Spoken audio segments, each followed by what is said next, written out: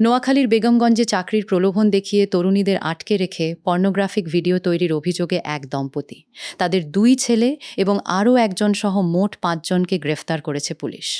Police জানায়, বেগমগঞ্জ উপজেলার চৌমুহনী পৌরসভার কিসমত করিমপুর এলাকার একটি আবাসিক ভবনে অভিযান চালিয়ে তাদের গ্রেফতার করা হয়।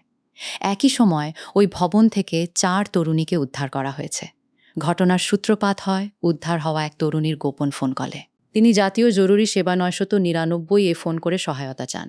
এরপর পুলিশ দ্রুত অভিযান চালিয়ে ওই ভবন থেকে তরুণীদের উদ্ধার এবং অভিযুক্তদের আটক করে। অভিযানে ঘটনাস্থল থেকে ভিডিও ধারণের ক্যামেরা, 6টি মোবাইল ফোন, একটি চাবুক, ছুরি, কাঁচি এবং নগদ 1,98,000 টাকা জব্দ করা হয়েছে। অভিযোগ রয়েছে, দেশের বিভিন্ন এলাকা থেকে চাকরির প্রলোভন দেখিয়ে তরুণীদের ওই ভবনে নিয়ে আসা হতো। পরে তাদের আটকে রেখে ভিডিও ধারণ করা এবং বিভিন্ন মাধ্যমে সেগুলো বিক্রির মাধ্যমে অর্থ উপার্জন করা হতো। তবে এসব অভিযোগের সত্যতা তদন্তের মাধ্যমে নিশ্চিত হবে বলে জানিয়েছে পুলিশ।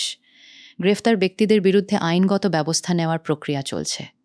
ঘটনাটি নিয়ে তদন্ত যত এগোবে, বেরিয়ে আসতে পারে আরও চাঞ্চল্যকর তথ্য।